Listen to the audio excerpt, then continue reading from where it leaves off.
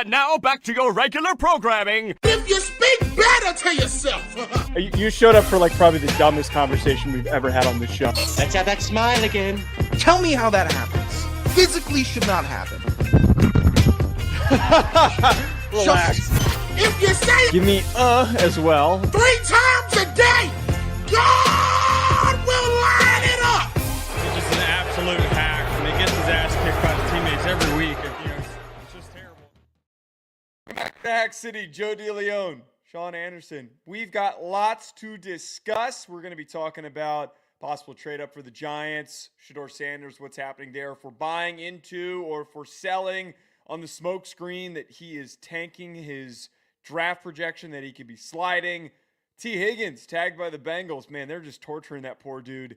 And then the Vikings. Seems like that there is going to be a push to re-sign Sam Darnold. All that coming up and more. Before we get there, Sean, Bet Online. Bet Online, the world's most trusted betting platform and your number one source for online betting in 2025. Whether you're a seasoned fan or a first-time bettor, Bet Online is your ultimate game day companion. Joe, do you know what I saw a clip of today that fired me up? It was, I'm going to jump to it before you say something foul, Felix Bautista, closer for the Baltimore Orioles, coming back in, getting a punch-out, ready to see the big man start dealing again in B-More. Going to be throwing a lot of action on him and the O's. Because I think they're going to be hot all season with the largest selection of odds on anything from NBA and college basketball to the NHL and UFC. From every three-pointer hat trick, BetOnline has you covered with odds, stats, and more for every game, every play, every win. BetOnline, the game starts here. Cam Rogers, if I tag BetOnline on another tweet and you don't see it and you don't acknowledge it after asking for promo, and Did we you have, send it we to have him? no No, I'm not sending it to him. I have to send it to Cam. Yeah. He should be Mr. Eye in the Sky. You should have tagged Look Believe. at all my nice you shows. should have tagged Believe. Look at my shows trying to be company men. Hey, man, he's big time. He's on the Baltimore. Is it Baltimore News? Is it DC News? He's on that news channel. He's one of them. Look, I'm happy for He's Cam. got shit to do. If I'm you think sitting that you're here, important? If I'm trying to be a company man and get everyone happy before March Madness, before Bet Online at March Madness, or March Madness at Bet Online, then I got to see some kickback here. Not kickback monetarily, but let me get a like on the tweet. That's all I'm looking for. No, you're not important enough for that. I guess not. Sean, I've said this on the show multiple times as a depressed Giants fan. If the New York Giants do not trade up in this draft, they are screwed. ESPN, Jordan Rodden did a piece on this talking about the New York Giants' chances and also their options this free agency. They were aggressive about Matthew Stafford. We discussed he does not come to New York. Their options are now Kirk Cousins, Aaron Rodgers.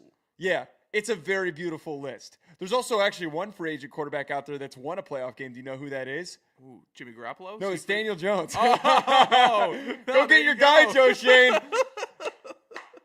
There's only one clear solution to all of this, Sean.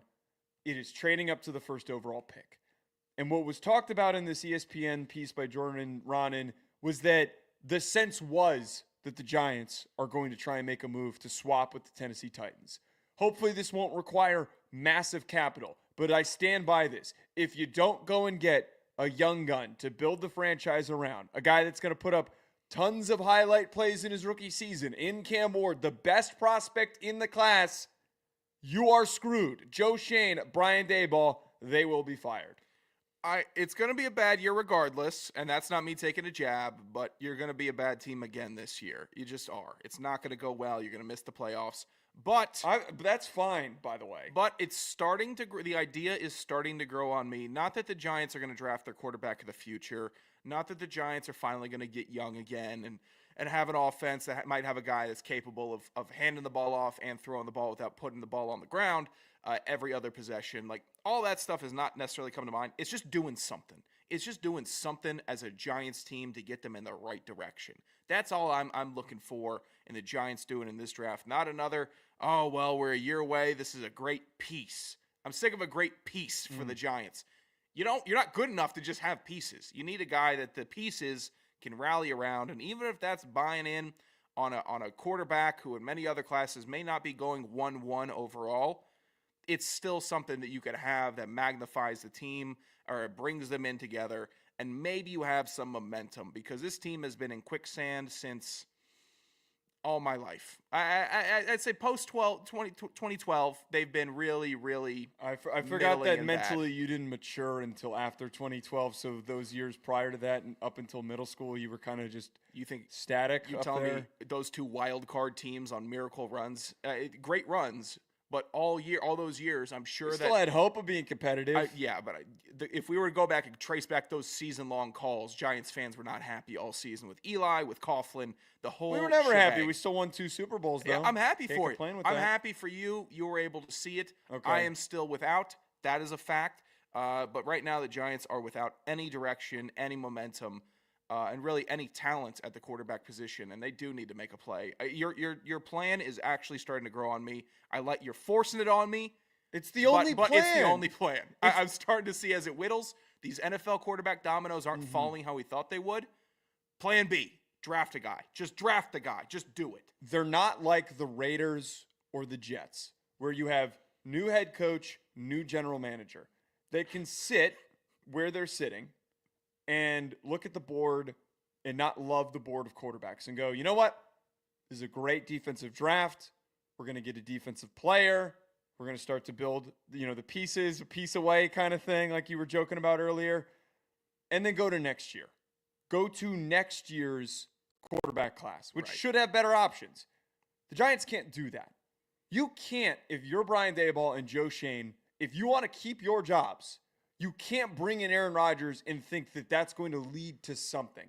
I actually, I said this, I'm very anti even them bringing in one of the premier free agent quarterbacks. Like, even if Sam Darnold was doable, I wouldn't go there, but yes. even if he Okay, was, all right. Well, yeah, no need to be a dick. Cool. Thanks, man. I'm actually not even for I'm not even for going and getting in one of those guys because you're not ready to win right now. Yeah. You start and you got the whole Kurt Warner, Eli Manning thing going on where it's like this awkward feeling out of like, neither of these things make me feel very good. If you take Cam Ward and you let him just go out there and make mistakes, which he will, he's going to still have the highlight plays. He's got one of the best young receivers to throw to who's going to bail him out. You need to start to inspire everybody to at least feel that this thing is turning in the right direction. A veteran free agent that is volatile. Veteran free agents only work when the setup is good. You bring in somebody, Rodgers, Darnold, Kirk Cousins, if they shit the bed and you don't have that young option to say, all right, at least we have this. At least we have this option.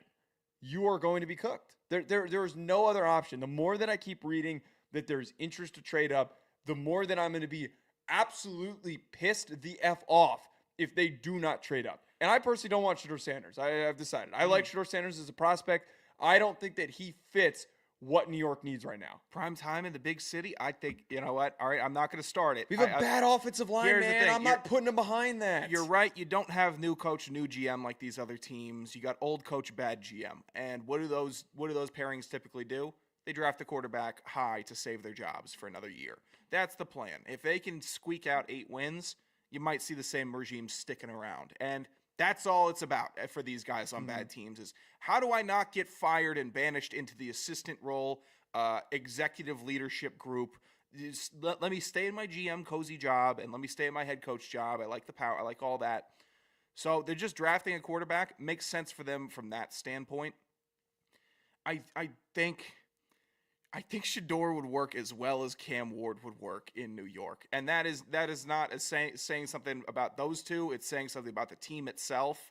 If they're both given a pretty rough slab to chisel out an art piece with, it's going to come out relatively the same, in my opinion. They can both throw it up to Malik Neighbors. They can both hand it off and I think stay pretty composed. But, yeah, Cam Ward's probably the more high-ceiling guy, so I can see why you're – the more entertaining one. Yeah, I can see where you're starting to fire yourself up about it. I would be fired up if, like, all this, we're starting to get farther removed from the college football season and watching the mistakes and watching the picks and watching all that narrative. And now we're starting to get closer to NFL draft time. And that's when the hopes rise and your mind starts wandering into that realm of, like, oh, what if he could? Like, what if he could do it? What if he could, like, beat the Eagles one day? Would that save us forever? Maybe. And you get in that hypothetical land. I think that I think I could see myself really growing on this idea more and more the closer we get. Well, there's no growing on it. It's the only option. There's one option leads to failure, one option leads to success. If they are not, You guys have shown that there is every option on the table. Okay. Well, most options lead in failure, so sure.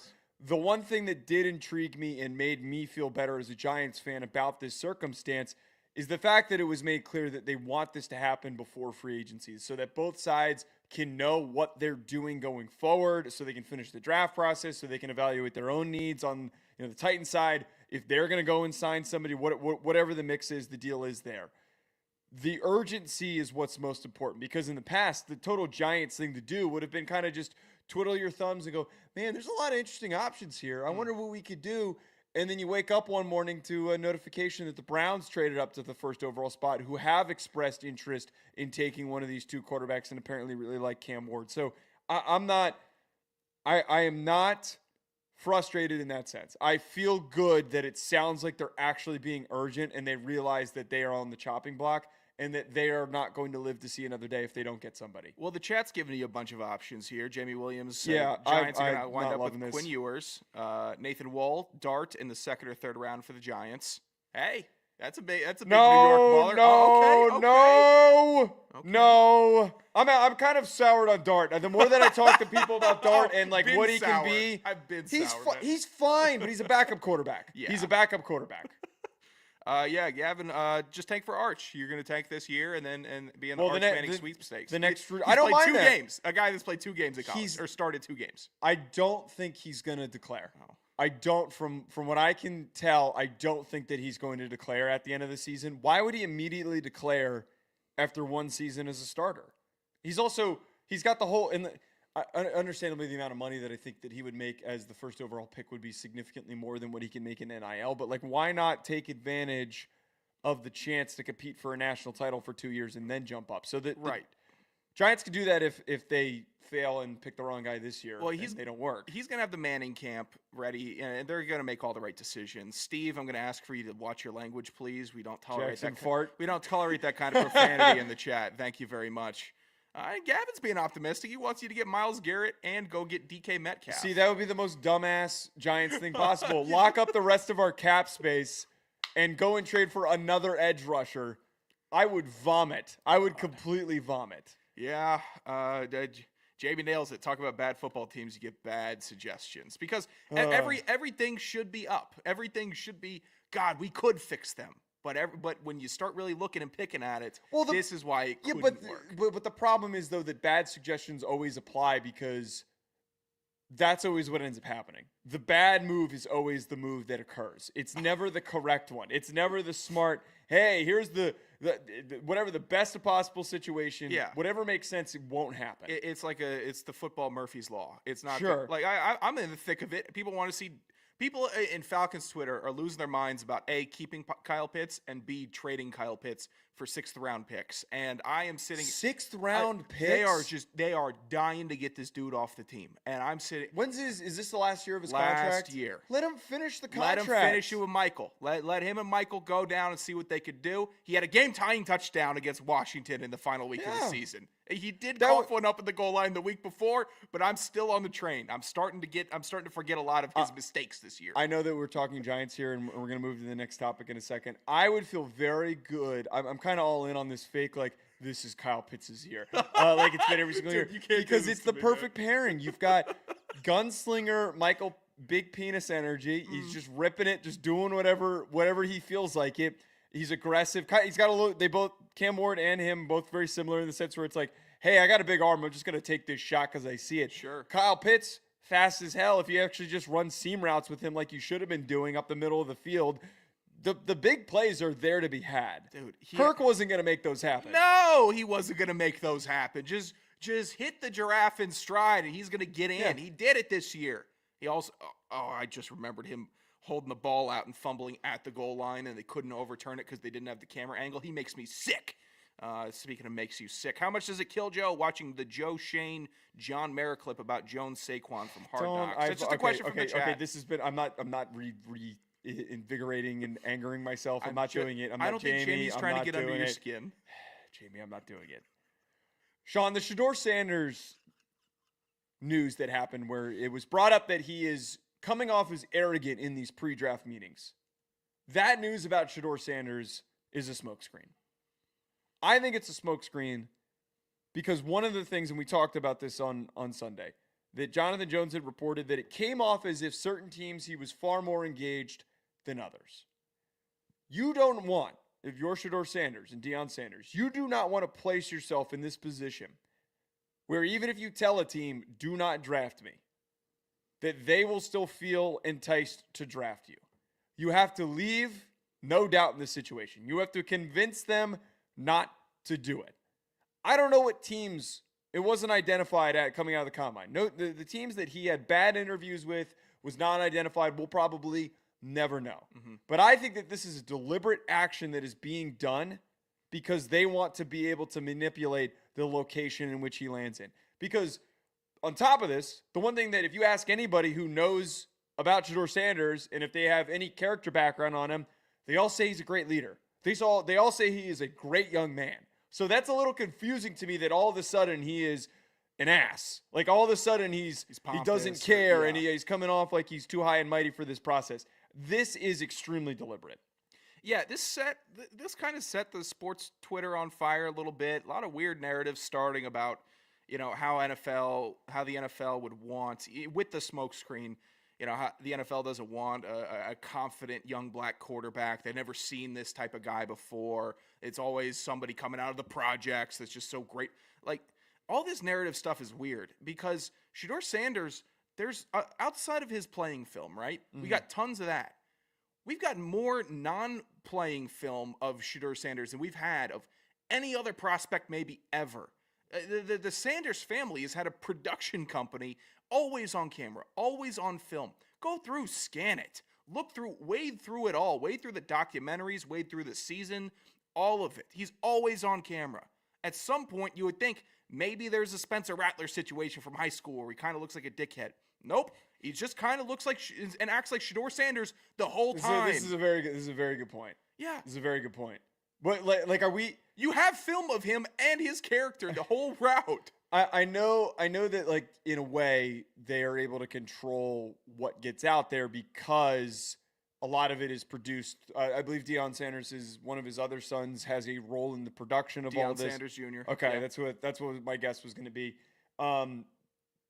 They have final say probably on the Amazon documentary because it's the only way that you agree upon it. It's just like with Hard Knocks where there still is some sort of way to manipulate if certain things come up that are negative or not. But you bring up the important part here. The camera has never been on a prospect coming out more than Sheduer Sanders. Yeah. I can't, except for maybe Travis Hunter. There are constant looks into shit. We got a shot of him when he was in New York for the Heisman ceremony when he wasn't even a Heisman finalist of him throwing the football on the streets of Manhattan. Yeah. They find this dude doing anything. At the combine, he's walking. He's got loser 50-year-olds running up to him to take a picture. The most uncomfortable thing ever. I don't know if you saw that clip of him walking with the backpack with all the NFL hats on it. I don't think you saw that. I think I missed that one. Okay. So he had a Browns hat and like a bunch of hats that were like clipped onto his backpack and he was walking and everyone's like, oh, look, he's got the Browns hat on him. Sure. Like, what does that mean? But there were a bunch of goobers that were running up to him to try and get a video of him and he's just trying to get to his meeting. But my point is that there's so much attention that goes to this kid. You'd think that we would have a Spencer Rattler clip. We would have a clip of him where Spencer Rattler, and that was brought up last cycle where, yeah, he was an ass. He was. There was footage of him in a documentary. None of this has happened with Sheduer Sanders. I'm not buying this. This is total smokescreen BS. It is part of the process. Teams give information to their sources, and they go with it. They vet the process because they want things to play out in their manner. Of course. It's the wrong guy to do it with. You got to do this with guys that are under-scouted, that are under, like, that are scrutinized. not, under-scrutinized, not under the microscope, not always in the light. This guy was born in the light. Are you kidding me? Yeah, if something would have been unearthed, or I'm sure there's plenty that's been left on the cutting room floor, a fight with dad or something like that. It just says, it's not a good look. Fine. Mm-hmm. That happens. It doesn't all have to be, but he's giving you more access than you could ask for. If someone was doing this about Cam Ward, sure. He was buried at an FCS school, Incarnate Word, for 2 years, then went to Wazoo, and then ends up at Miami. I'm sure there was plenty to get buried there. There's plenty of sources and teammates. Former FCS teammate didn't like this about so-and-so. You got the wrong guy you're trying to smoke screen with. These teams should just nut the hell up. If you want them this bad to try to start this narrative and make NFL Twitter this nasty, these teams just might as well just trade off the picks and go get them. Make the trade. Stop just mixing it up to mix it up. I also find it really weird that there's like a big number of analysts that have put out their mock drafts where he's projected to fall out of the first round. Like that to me, if he goes out of the top 15, like that's fine. That's totally plausible because again, it's a deliberate action to try and to pick where you end up landing and where you end up getting picked. Yeah. Him going out of the first round seems like a little over. I don't think he goes out of the top 15. We no. saw Bo Nix go in the top 15, and people before the week before were sitting here like, is he a first rounder? No, right. These teams draft day when those quarterback lights start flashing in their brain, you see one guy go, it flips a different trigger, and it's time. It's now I got to go get my guy. I said this. I said this yesterday on the recurring spot I do on Cleveland radio, where I don't think we're even going to have the situation where you pan over to Sheduer Sanders and he looks really frustrated and upset if he falls a little bit. Mm-hmm. This is on purpose. Like I do not think that this is a situation where, we didn't prepare well enough, or the interviews didn't go the way that we wanted them to. Blah blah blah. All of those things. This is a tactile decision that is going and happening and occurring in a deliberate process. The other thing too that I can't get behind, I feel like I see people that are trying to push like, hey, Jackson Dart could pass him. That we've lost the plot. We like seriously, like if you're willing to buy into that statement, you need to just take a step back, take a deep breath, and go watch some highlights of the two of them, and please tell me that you can take that take seriously. You don't even want them watching like full film, just the highlights. Most fans don't know how to watch full film, so no, I'm not. If you're an analyst, I implore you, go watch an extra game for each guy and see if you can actually don't let the whole character thing like, oh yeah, I didn't hear anything about Jackson Dart in these interviews. I didn't hear anything. I'd love to know how he shows up on a whiteboard because he's coming out of an offense that he didn't have to. It is a very simple offense, right. That Lane Kiffin offense, and it is constantly brought up. The Ole Miss quarterbacks and their ability to make decisions is always a concern. Here's the thing: those Jackson Dart highlights, Lane makes it look good when it looks good. When a play is drawn well, it just looks good. It looks like how football should look. So that has duped me in the past. I refuse to be duped again. Matt Corral, that saga where I was seeing his beautiful mechanics. That one was a weird one. I can't believe we really talked ourselves into that one. Yeah, I think he had some stuff that was undisclosed to some mental stuff that he had to take some time off from the game. Yeah. That was a bit surprising. But yeah, I'm not getting duped by Lane or Ole Miss anymore. I refuse. I'm not doing it this upcoming football season. Oh, another suggestion. Jalen Milroe to the Giants. He won't need no line.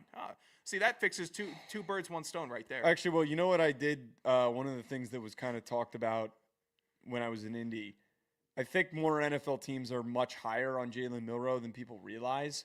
Is he all over the place? Absolutely. Are they doing the Anthony Richardson bit? Hey, this kid is so much more athletic than every other option, and his ceiling is incredibly high. Yes, they're doing that bit. So Jalen Milroe being the third quarterback actually picked somewhere in the second round, I think is a lot more likely than people realize. I would be steamed up for Jalen Milroe in an NFL uniform, backup role. Let's see what you could do eventually. But the God talk about Jalen Milroe during the season, I couldn't put up with. And the top three talk, he might round out. He was looking like he would be like a lock to be a top 5 pick because the first half of the season was awesome. Good. He was kicking the hell out of Kennesaw. He was doing a lot of great things. What do you mean the Georgia game? Are we gonna the Georgia game was the greatest game that he's ever played, and that was tape. That was like real. Oh my God, this guy is an athlete who's making great decisions, who's got a bigger arm than people realize. The ball placement was great in that game. Yeah. And then you turn around and you've got South Carolina, you've got Tennessee, you've got the Michigan game and the bowl game. What else was there? Oklahoma game. The Oklahoma game was really bad. That was damning. Yeah, no, it was a string of a lot of bad games. But that one high, just like Anthony Richardson, that one high is enough to get everybody all locked in. It's like when you see a girl out, like one time you see her, she looks great. And every other time. Damn. Yeah, every single time that like you see her the next 4 times out, you're like, man, should I ask for her number? I can't tell if she actually looks that good. Yeah, it's having the girlfriend group, and then you go over Is she looking a little different? Does she do something? Anybody got her number? What am I doing? Is this a play or is this not a play? You spend all the time to the girlfriend group. You're just like gassing up that like, oh, you really want to like get to know her. You want to take her out on a date and stuff like that. Yeah. And she hears about it, and then you show up the next time to hang out with the group, and you're like, oh shit, I'm in too deep. You're in the Joe Bluth. I've made a mistake. I've made a crucial mistake. That's tough. This is how quarterbacks are evaluated. You know what? Honestly, I doubt we're the first people to put our heads together about a quarterback and come to that same realization of makeup versus no makeup. No, we're definitely not the first. I think war rooms are caught up all in it. Sean, Tee Higgins. He was franchise tagged by the Bengals again. I still believe that they should trade Tee Higgins. I think that the Cincinnati Bengals should still trade him away. It would free up $26 million in cap space. Now, Joe Burrow has tried to make it pretty clear that he wants to keep the band together. He wants to turn this Bengals team, the current version of it, into a Super Bowl champion winning team. I don't think that you can do that tying yourself down to two massive receiver contracts. We saw how awful their defense was this past year. It was awful. You already have Jamar Chase. You already have one of the best quarterbacks in the NFL. You don't need to get greedy here by thinking that you need as many high-priced weapons as possible. You got to find somebody in this year's draft. You have to trade away Tee Higgins. You need to accumulate capital. Being tied down to that much receiver money is going to kill them. I think it's a total mistake by Cincinnati from 2 years ago not to pay this guy. If you're seeing a guy like Tee Higgins and you're questioning whether or not he's worth the contract, just pay him. Because 2 years later, he's going to be way more expensive. And next year, they're going to be sitting with this same exact issue. What do I do with Tee Higgins? I just tagged them again. How is this possible that we see these teams do this with players? We saw Washington do it with Kirk. And by the time they were ready to sign Kirk, the quarterback market had skyrocketed tens of millions higher than it was 2 years ago when they originally could have signed him. Same thing's going to happen with T. Same thing's going to happen when Jamar Chase gets paid. Okay. So they're late to the party because they're so cheap. They need to keep Tee Higgins because Burrow is so much better when he has Tee Higgins on the roster. And if it's just going to be, this is what we invest in our triplets, is Burrow, Chase, T, and we're just going to keep on having a rookie running back, so Sidney Brown, late draft pick, come on in, be our bell cow, that's their direction. But they actually have to lock it in and not keep on toiling with a flex 1-2 wide receiver in Tee Higgins, who would be a one on a lot of teams. I just can't They're so cheap. Okay, but forget that. This isn't Kirk Cousins. It's not a quarterback. It is a receiver. And this, we're not even talking about their number one receiver. We're not talking about like, hey, yeah, what do they do with Jamar Chase? This is the second guy. This is a guy that we don't even know how he would play if he didn't have Jamar Chase opposite of him. He's still a great receiver. I'm not trying to knock him that much. But when you have so many other needs and you have so much money committed to Joe Burrow and you're about to unload a shitload of money to pay Jamar Chase, you have to look at the rest of the needs of the roster. It is far better, far, far better to have roster balance instead of elite players at a couple of positions. The Rams, LA Rams, I think are a good example of that, where they have been consistently good because they have drafted well. Did they pay a couple of guys a lot of money here and there? Sure. They paid Jalen Ramsey a ton of money. They paid Aaron Donald a ton of money. They paid Matthew Stafford a ton of money on that run when they won a Super Bowl. But for the most part, they're getting good production out of mid-level starters and free agents that they moved around to go and get. I think that for how cheap, and there's no avoiding the cheapness here, because the ownership for the Bengals is one of the poorest, which is insane to say. It's one of the poorest out of any of the other owners, because this is a guy who, I think I forget his first name, but it's Paul Brown's son. Yeah, I know who you're talking about. The ownership comes from Mike Brown. The ownership comes from owning the team. This is not like the other situations where it's billionaire business leader, owner of Walmart, who's paying for everything. You don't have that money to dip into. So when you're already dealing with that hurdle, you need to take advantage of the fact that Tee Higgins is coming off of a pretty good year and a ton of production that you could, in a bad receiver draft, you could probably move him for at the bare minimum an early second. The Patriots pick, I bet the Patriots would be so damn happy if you traded him and to send their second-round pick for him. It's not worth it for the Bengals. They don't draft well. I think they tried to replace Tee Higgins a couple years ago with Jermaine Burton. He's been a little... 1 year ago. 1 year. Yeah, they tried to do that. Not going to work. They're going to try to do it again in this draft. Let's see if we can find a wide receiver, step up, take Tee Higgins' spot, and then we move on for him. But a second-round pick for Tee Higgins' production, they haven't shown outside of literally Jamar Chase and Tee Higgins that they're good at this, that they're good at finding a guy to come in and replace. We get a guy, we can't pay him, so be it. We know that we're confident enough to find another guy, like the Rams. I'm sure they were looking down the barrel a couple years ago. Cooper Kupp's starting to get a little old. What do we want to do? Let's find a guy. Who would we find? Puka Nacua, another number one. The Bengals aren't going to do that this year. They're not capable of doing that. They haven't shown me that they can do it. So the only way to keep their window open is to keep Burrow, Chase, and Higgins as long as possible. Okay, but why hamstring yourself though? Like, okay, one, it's kind of a defeatist attitude. That's just to all be they like, got. hey, we can't draft, so we just need to give up. We're not gonna bother drafting. We're not gonna even try. We're not even gonna attempt to take a swing at drafting a replacement.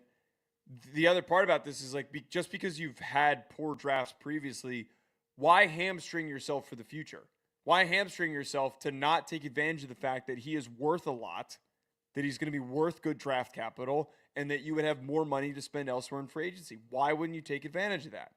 Because they don't have enough. They have to do what they can do to stay in it, because they have an MVP caliber quarterback.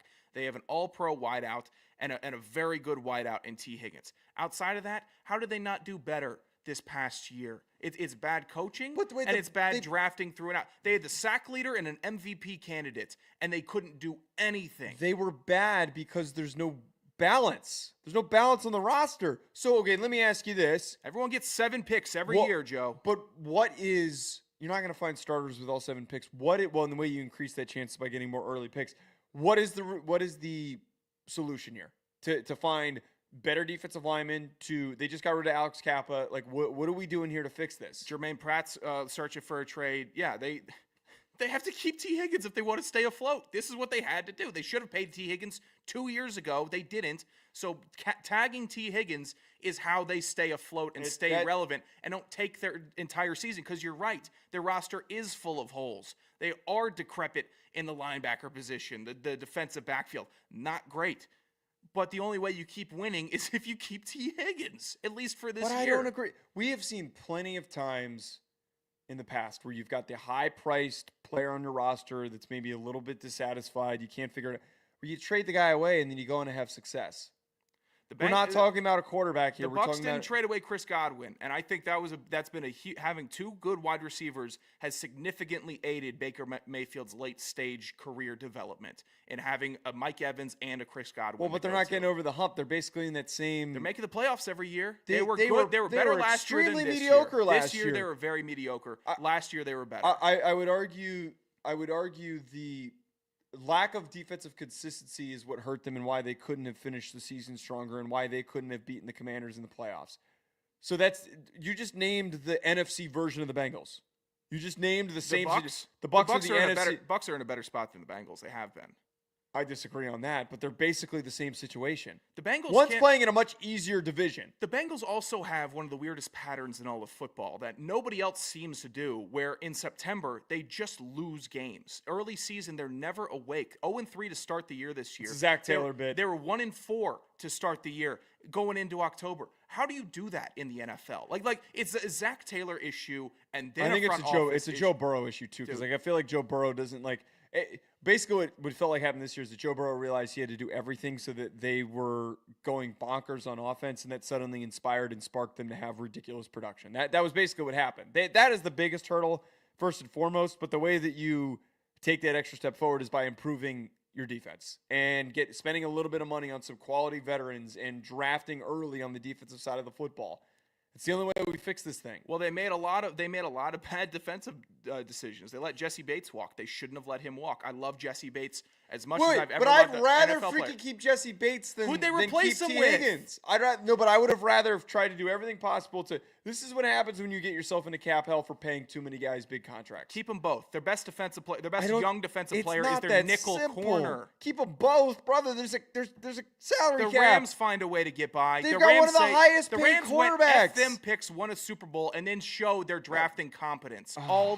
Every year since they've shown that they can draft. They pulled Christian Roseboom out of the FCS, and he's played for them for 7 years. Did anybody have Roseboom on their big board? No. Well, I mean that's a They draft well. They know their priorities. Roseboom's also not that great of a starter. He just started, does enough. He started for 6 years for him. Because they've been deliberate about not overpaying for other positions and having premier starters in other spots. There's a reason why they're getting rid of Cooper Kupp. I got you. Because they know, like, hey man, we can't pay Puka and Cooper. We gotta prioritize here. Bit of a tongue twister there. So whatever you do, don't show Sean Anderson a salary cap table. Whatever you do, I'm sure. Don't show me the big board for the Bengals. I'll carve it up and scrap it and say start from scratch. Actually, hire an outside firm. You know what? Just bring in Nagy. Snag Nagy from college ball and say, you're doing this for us. We can't do it. I don't think his drafting prowess is as good as you think it is. It's better than the Bengals already. Okay. They lucked into Joe Burrow and they lucked into if the Jamar Bengals could Chase. just send invites to everybody that they want to come play for him, maybe that would make things This team easier for them. Okay. is a disaster. Another topic that I know that you and I are going to argue about. The Vikings are not expected to franchise tag Sam Darnold. They are intending to try to keep Sam Darnold on a short-term deal. If you're the Minnesota Vikings and you're going to do this, if you are planning to keep Sam Darnold, you must trade J.J. McCarthy. I'm tired of like talking about the one side of the coin here. Like, which side do we go with? I don't want to see this BS on Twitter where everyone's not trying to act like, hey, we're just going to keep both. It is one of the stupidest approaches to just be so non-committal about a move. You drafted a kid with high capital that will be worth extremely high capital because he hasn't stepped on in the field, so the ambiguousness is going to motivate teams to aggressively offer capital. They're going to offer probably maybe multiple firsts, or at least multiple early picks. You have that opportunity. You also had the opportunity, like we've discussed, of having Sam Darnold, who started and you won games with. It's hard to find guys that you can win games with. If you're going to re-sign him to a long-term deal. Trade J.J. McCarthy. I am tired of this crap where they can't make a decision. Otherwise, let Darnold go. I have a different take on this for what Darnold should do, but just let Darnold go. I'm glad they didn't tag him, though, because that would have been a dick thing to do to Darnold. I hate being aimless at this point in the NFL offseason. It's a little tough. Darnold got you 14 wins last year. That's enough for me to give you 2 years. And if I have a good coach with that seems to get along with everybody, that's enough to give me maybe another year, another 2 years onto it. 3-4 year deal for Darnold. I'd put him in that 38 to 40 range. I think that's reasonable. It's going to look like pennies 2 years from now. It just will. Make the call, make the play. You got a good roster. You were a tank all season last year. I know you beat up on the AFC South. I know that was a lucky draw for you. But you're still a tank, and what you can get back with J.J. McCarthy could set in a new era of the NFL where teams with good quarterbacks already, maybe we start hoarding quarterbacks, selling them off to the real desperate teams. Maybe we start pulling you in basically first the round. Eagles take that they had. Yeah. Howie Roseman said that, like, we're a quarterback factory to justify the Jalen Hurts pick. If they get a couple of firsts for J.J. McCarthy, it changes the entire structure of the league. I think it really does, because you're right. No one's seen a lick from him. No one's seen a snap. It's perfect. You're selling a good that no one has any clue, but they all want. Minnesota should get rid of him. They need to keep Darnold. The options that we're weighing out, look around. You got the guy that everyone wants. What is this? They got horse blinders on almost, where you're sitting, you're walking with the smoke, you're getting sick of her. Every dude in the mall is looking at her ass the whole time. Like I'm sitting here like, She shut up. And then guys are over here slobbering, jaws dropped. It's a very graphic way of putting it. Keep her. Keep her. God. Okay, so that part of it, the thing that bothers me is just like trying to make both things work. It's like trying to stay in a relationship with two different girls. Like it doesn't. You gotta pick one eventually. We're this far in. We're over a year in. You gotta make a decision. You had 2 anniversary dinners. You got to. Otherwise, this is gonna blow up in your face. You gotta pick one. We can't do this. But if I'm Sam Darnold, I'm not re-signing with the Vikings. I'm not doing it, man. Because there is unless they say to you, unless they give you the, I'm done seeing her. I'm done. Unless they give you that, I cut things off. Unless they tell you I'm trading J.J. McCarthy, you're always going to be the second option. You're always going to be the bridge guy. The bridge guy. Eventually, you're going to get passed off. You had so much success.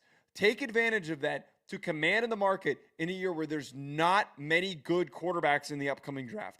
Take advantage and go get somebody to shell out a shitload of money to pay you. The Baker deal, that is the current best offer and has already set the precedent for what you're going to get. And arguably, he had a better year going into his free agency than Baker Mayfield did. So he has much more of an argument and can command much more money. Don't get tied down to the fact that you want to have success for a couple of years, because the older you get, we all know this, the older you get, the longer you're in the league, all that crap, it just prolongs the ability to get more and more money. Take the bread. Hope that you just get the opportunity to go play for a team that's ready to win and has a good infrastructure, but take the bread when you can get it. If I'm Sam Darnold and I'm looking with the Vikings, I'm going to go to the playoffs for the next 3 years. That's the route I'm taking, because I'm not going to go to the playoffs 3 straight years with Cleveland. I'm definitely not doing it with Vegas. Not doing it with the Jets or the Giants. Maybe I'll go to the playoffs once with those teams. All these QB hungry teams are disasters. So maybe I'm thinking about it like as a player too much, and I know that these guys are money motivated, and there's guys in the league that don't love football like fans love football. They see it as a job. They see it as a paycheck. I understand that. Yeah, I mean, I wouldn't look at it that way. But quarterbacks, sure. Well, I'll tell you some stories. Quarterbacks are a little different, where there's a lot of pride, a lot of ego in line. You're the leader. Go to the playoffs every year. Get the exposure. Get the money. If Sam Darnold went out and had the same 3 playoff performances year in, year out, then the Vikings would just be the Steelers. That's what they would be. Not a bad place to be, but you can improve. Before they get caught up in that full Steelers mix of first round exit, we're good, we're not good when it really matters, then they can get rid of them. 3-year deal, 4-year deal. It all works. But fix the culture completely with repeated playoff berths, and you're in a much different spot. It's better than a flash in the pan in once with a great season, and we're going to keep on experimenting. Don't like that. Keep me in the postseason. Maybe the levee breaks eventually. All right, Sean, let's hop on over to Down Bad Dudes. Do we not have any mailbag questions? We got let down this week, people. I see you in the chat. I see you. You're very, very active in the chat today. Appreciate that. Would love some hackbag questions at Hack City Pod on Twitter, and the phone line 201-834-4308. We do it every show. 2 questions every show. We love interacting with the listeners. It's the most fun part of the show. So let us do that. Yes, call in. We haven't had a phone call in so long. Jamie I'm sad. Williams is killing me. Fake, extremely fake. You did send this over for Down Bad Dude segment where, I mean, it explains itself. Yeah. Down bad, whoever's down bad. We want listener examples, by the way, so we don't have to pull from Twitter, or we don't have to talk about Sean's depressing personal life. We want some real examples here. You want a depressing personal life one? What do you got? So, you know how this past weekend I had adult sleepover? I had with a bunch of men, by the way. This is not adult sleepover that you had a girl over. You were with your boys. Yeah. And all you my boys slept over at your parents' house. Like we were 12. It was awesome. I want you to come to one time. Really let your hair down. It'll be fun. Okay. Is this going to be like a really often thing that you're doing? No, once a year. Okay. Well, how am I going to – you said you were going to do it for your birthday every single year. How's that going to work? It's combine weekend. Maybe I'll push it back a week. Okay. I can do that. Okay. I don't care about my birthday. What, I would be 28 next year? That's depressing. I need people around me. Keep me alive. Okay, what's your depressing? Fun neighbor and his wife come over. They just start grilling me. Girlfriend, Sean, you got a girlfriend? All this, and late night. They're not really, grasping like, hey, nah, don't have a girlfriend. Second girlfriend just got engaged. not do a girlfriend talk conversation. I Also, should have saved that, by the way, for Down Bad Dudes. Go saw ahead. my granddad this weekend. He asked me about my high school girlfriend. So it was definitely a whirlwind where I got to get a girlfriend and erase everyone's minds from the past. Too. Yeah, because you're too damn old to be I still gotta single. I got to wipe the magnet over the TV. It had to have a hard reset. Because the way that this works for an adult male, you get to you graduate college. Most guys had the college girlfriend. You either stick with the college girlfriend, you end up breaking up with her. Don't stay with the college girlfriend. It doesn't end well. There's so many better options out there. You end up being single. And you get the nice pocket of being single, which is your age 22 to 27, let's say. That's the good pocket to be single. You're allowed to be single in and out of relationships, just doing it, you're goofing off because you're focused on just figuring out what you're doing. Yeah. You get to 28 and you haven't even touched like a longer relationship. That's when we start asking questions. Oh, yeah. That's when we start asking, what's going on here? Well, because the bigger, right. the bigger, more important part about this, and as somebody in a relationship who has had to witness you and Chance and everybody in your friend group and people in my friend group out and about being single, the options are depressing. Any girl, seriously, any girl that is worth getting into a relationship with, that is normal and not like, and also interesting and has interesting interests that you can actually partake in, that you have similarities with. You haven't listened to many of my conversations at bars and thought, wow, that she's really interesting, and someone. No, I watched one of the worst interactions that you had was when we were at that one really tight ass bar when we were watching the World Series, and I was just trying to watch to see if my bet was gonna hit. She was a nightmare. Yeah, I mean, well, and she was 4 years older than you. I'm trying to remember. 5 years older. 5 years older than you, and she still wasn't gonna give you the. Yeah, I was sitting here like, I'm not really budging on this. I'm not really trying to talk about having kids at the bar. You're 31. That was what she was asking. Yeah, she was like, Oh I want my a real. God. She was all hammered. I want a real relationship. I want kids. Are you serious? Are you serious? I'm like, I just met you 5 minutes ago. Yeah, why are you selling me on this? Do this at a cocktail bar, not a soccer bar with a bunch of guys in Yankees hats. Watching baseball. Yeah, watching baseball. I want to watch a football game. was that a reference? to Yeah, something? that stupid podcast clip. Talking about the. Okay. Regardless. All right, at Favorite. Cold Call Sniper on Twitter, he's got a great account. He sent a screenshot from one of his buddies he posted a screenshot of one of his buddies on Twitter. That was, bro, I was playing Fortnite today, and I had a 1v1 against a skin that reminded me of her. I just couldn't shoot, dog. That's how much I miss her. So for anyone who doesn't understand, there's skins in the game that you can buy for your characters and shit. I think it would have motivated me to shoot even quicker. Yeah, you're sick. I would have been mad if I died. Like, seriously, I would have been pissed off if I lost that 1v1. That's a sickening hurt where you're just trying to. Obviously, this guy's melting down. Nearby crashing out because break up. You're playing Fortnite. Probably the lowest you can get in just. Yeah, that's not good. That's I wonder not how recently removed. I would hope this is like a month, not like a year. But good lord, sitting there, you just want to play a video game, escape, and then you keep on getting dragged in by Fortnite skins and bodysuits. And I mean, that whole thing is insidious. The whole Fortnite system and the skins they incorporate it's insidious. But if that's bringing you back into reality, where that's supposed to be your escape, best of luck, brother. I don't think Fortnite should be causing you to melt down and crash out. You're getting cooked, by the way, in this chat. Oh, what do we got here? I'm not even gonna. Just go to the man. Oh, that's great. Show me. We should get a fax machine though. I think the fax machine would be a good bit per Steve.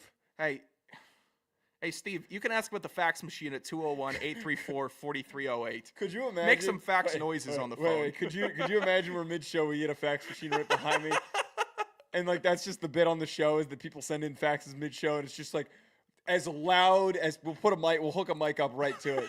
So it's just like we have to stop. We have to wait for the fax machine to finish.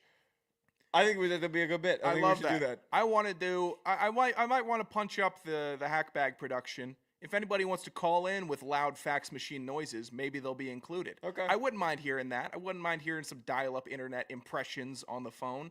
Anything. Give me some Foley work, people. Yeah, we'd love that. Thanks, Jamie. All right, can you show us this awful Cajun lunch? I didn't even know it was Mardi Gras, by the way. Oh yeah, I learned about it today, and then I saw saw the lunch specials at work, and realized, wow, I'm in for a treat.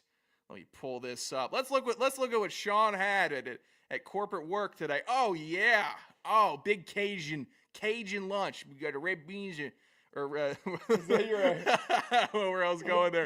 A couple hush puppies, some okra, some andouille sausage, potato salad, and then red beans and rice. Where did this come from? My building.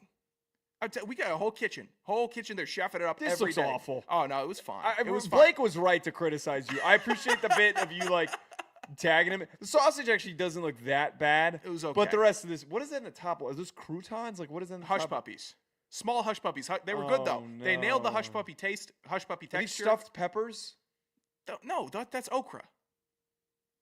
I don't think I've actually ever had okra. Okra's delicious. God, Okra is a you- very good vegetable. This is disrespectful that they actually thought that I'm telling you, it's always no. just No, good no, no, enough. no, no. It's good. It's not bad. It is one of those things where just because there is an opportunity to represent an event with a meal or whatever like Sure. that, like oh it's Mardi Gras, let's be cool, does not mean that you should do it. There's a bunch of New Yorkers making this shit. That's true. Just like if I was down south and somebody said like, hey, we're gonna have a pizza. Let's go get or like, oh, we're ordering a pizza for the guys. We're gonna watch the game. I'd be like, no, we're not. No, we're not. I had one good bit that I had when I was in Indianapolis. Ryan was in an Airbnb with the guy who covers the Lions for A to Z Sports. Mike was awesome. He was very fun to talk to. For some reason, Ryan brought up and kind of teed him up for me to give him shit. He was very adamant that Detroit-style pizza is the best pizza. He was very adamant that it is great pizza. And I was not allowing that to go down. It's a good style. It's fine. fine. It looks fine. I wouldn't nice even... crispy edge. It kind of hits a pocket, but that's like a deep winter pizza. That is a depression pizza where you need all that gooey. Have you had it from Detroit, though? No, I haven't had it from Detroit. I think that is... It looks, it's square pizza. Like what are we doing? You're acting like we reinvented the wheel here. Yeah, I think Connecticut style pizza, or New Haven rather. New Haven is one of the best. Surging is like the best in New York. It would go New York, New Haven. I don't want to try. I have no desire. Chicago's I would fine. have no desire to try Chicago style pizza. It's just a lot. And You're eating cake. You're eating pizza cake. I forgot I haven't checked back in, but while we're talking about Detroit, Dan Wetzel's tirade about Detroit being a top 3 weather city in the we United never States. talked about this. We didn't follow up on it. I saw Detroit streets were flooded and frozen. Why didn't you tag him? I should Why have. didn't you I don't tag know. him? I thought he was already Oh, getting Dan. enough shit, but I saw that cars were like in a freezer, like they were a frozen meal that I was about to eat, where they were just entrenched in ice. I'm sure it's a top 3 weather city. That was one Dan. of the best I'm bits that sure. he did. Yeah. That was one of the best bits that he did on that show. I'm trying to remember how I read. I mean, New Jersey's obviously the best. Yeah, East Jamie. Coast. Yeah, New Jersey. I've enjoyed a lot of the pizza I've had in New Jersey. I meant weather, New Jersey, Oh. East Coast weather. Wait, This winter? No. Think about how few days that we had where it was like actually. This was a quick freaking winter. It's already 55 degrees. Yeah, this March, the warm March is healing. But look, I You know, had like 3 weeks of like cold. We didn't go sub 5. We never went sub 5. I was walking in the winter with my Timbs on, stepping over puddles full of pain. It's a big storm, but it was freezing walking to that train many mornings. We never even went sub 10. I don't even think we had any sub 10 it was days. sub 10 when I was walking in there. I might have seen No, a 9 or an 8.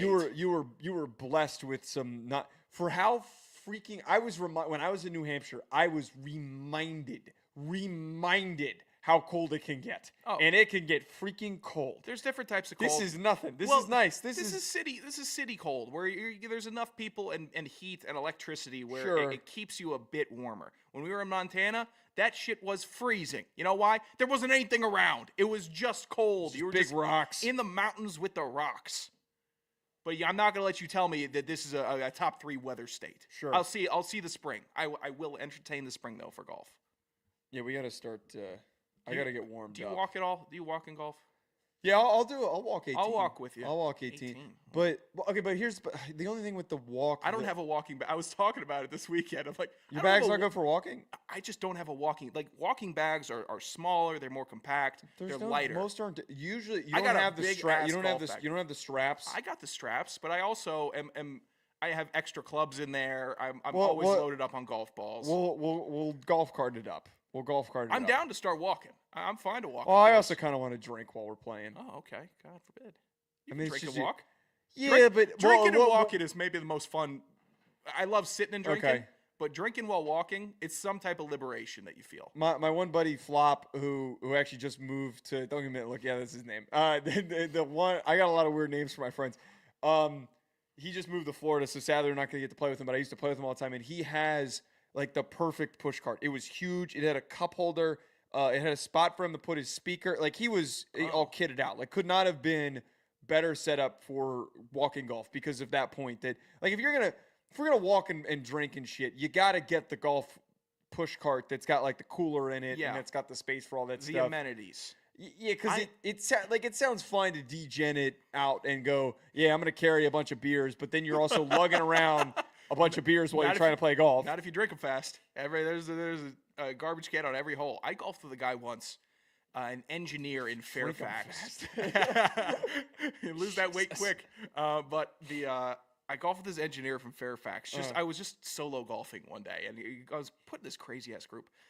But this guy, he was walking, and his whole gimmick was he had one of these robot walking those bags guys are kind of where it was just walking. I don't know if I can do that. I'm telling you, it was walking Dude, right you're alongside. You're a show off. Be a normal person. Was We're a show-off. golfing, man. He said immediately, "Yeah, I'm an engineer. I'm a gadget guy. I'm a tech guy. I got a GPS What a loser. spotter on my hat. I got everything." On his hat? Yeah. Just So do it the syncs watch, up with man. him. Just get the stupid. I love that dude. That was a good dude. If I had enough, and I try not to do like get drunk when I golf. It's like 2 drinks and you kind of sip on it through. Yeah. I know that you're probably having 18. I hate drinking when one I per golf. hole. I hate drinking. Why hasn't anyone made it? I actually don't like doing it. Well, either. because I get competitive with myself. Because golf, you're playing against somebody like in ping pong or beer pong. Yeah. You're drinking. You can mix it up. Golf, you're playing against yourself, and if I start drinking, I start getting worse, and I start getting pissed at myself. Right. It makes me more pissed, so I stay sober when I golf.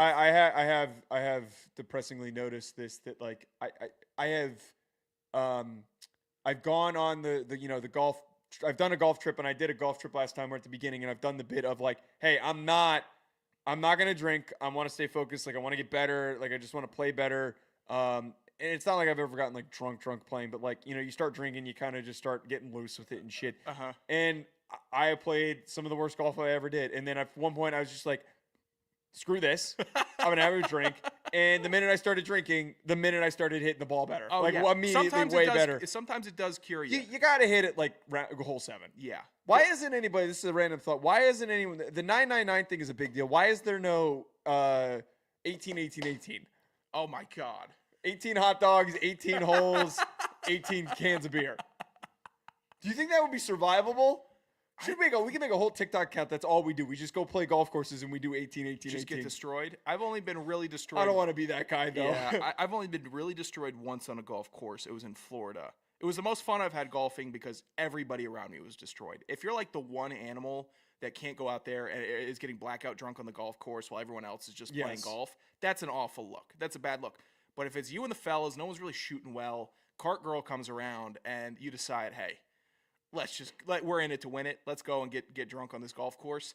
That is a great turnaround back 9. When you're on hole 16, everyone's laughing, stumbling, can't hit the ball right, and then you close it out nice and happy because you weren't gonna do shit anyways. You were gonna be bad anyways. But I like to give the first 6 holes a real college try. Let me see what I can do. I think that. I'm not for the drunk golf because like when you get too drunk, it is something that you should take seriously, and then you never know too when you're going and playing that like who you might end up meeting. Like it's a really good networking opportunity. Right. Sometimes you end up meeting an unemployed dude who's just kind of there, which isn't very helpful. But you don't That know. was me for a while. At Greendale Golf Course. Sorry if you met me last year. Especially in this area though. But I will say one of the more fun outings I had was played a par 3, Uber to the par 3 in LA because I accidentally booked. There was this one really overly used course in LA that I thought I was booking the 18-hole course, but it was the par 3. So when we realized that, I was like, oh, let's just go get a bunch of drinks. So me, my friend Devin, and my friend Kyle, we just loaded up on like. I bought a couple of shooters, but Devin bought like a mini handle. Oh yeah. So by hole 7, we're not even swinging straight. It's like, why are we? Like, we're almost done with this. It's only 9 holes. Wasn't this supposed to be called birdie juice? It's double par juice. We went to the driving range after, and it was one of the most entertaining. I had no idea what I was doing. There was no. You go to the driving range to improve your technique. It was 3 drunk idiots just trying to see how hard we could hit the ball. That was. unreal and also hilariously stupid. Oh God, drinking at the range. The par 3 is a go for it. Go for it at the range. You got to be really in it. The range is the good spot to do it. God. That's actually way degenerate. If you're going to the range, you're drinking. I got one more golf tip, but I just remember we'll get out of here. I remember I used to go to this driving range in Marina Del Rey, or it was in Manhattan Beach, right near where I lived in Marina Del Rey. And one time I showed up and there was an ambulance, and I'm like, oh great, somebody got hit with a backswing or something like that. And I'm like, there's this guy that's like sitting down and he's like holding his head, and the EMTs were talking to him, trying to figure out what's going on. So like I'm lining up, and I like took his bay, his spot, bay, because it was empty. I didn't realize I took it, but like I'm standing there and I'm like, what happened? I said to somebody, and apparently somebody hit a drive so bad that it swung like aggressively right, hit one of the poles on the net, ricocheted, and like blasted this dude in the head. One of the craziest things. I'm really sad that I missed that, because that would have been hilarious. You know what? I'm sorry for that guy, but that would have been freaking hilarious. That's tough. That's gonna be a really tough challenge for me as I keep on aging. I don't hide it well on my face. What I'm thinking is right on the mug. So if I see somebody get hit in the back of the head with a golf ball, I'm gonna start laughing. I might fall down laughing. It's gonna be funny to me. Like I see a dog. Everyone's like, somebody call an ambulance, and you're just a big fat idiot who's yelling and laughing. Yeah, look, Homer, look at that jerk. Dude, I can't do it. That is awesome. I love stupid golf injuries. I love seeing golf carts get ran into ponds, because I like the thought of those guys' days are ruined. They were having a great day. Now their day is sunk. All right, we need people to call in, though. 201-834-4308 to leave a voicemail at Hack City Pod, at Joe DeLeone, at Sanderson Radio. Thanks for everyone who tuned in. We will talk to you later.